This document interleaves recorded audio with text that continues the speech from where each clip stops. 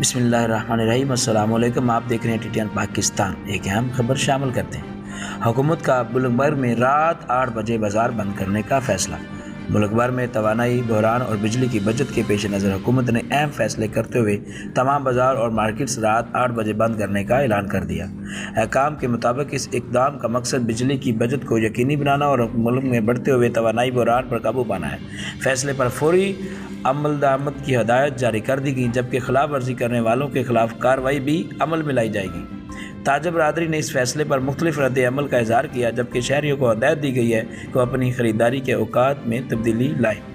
मज़ीद तफसीलात के लिए हमारे साथ रहिएगा।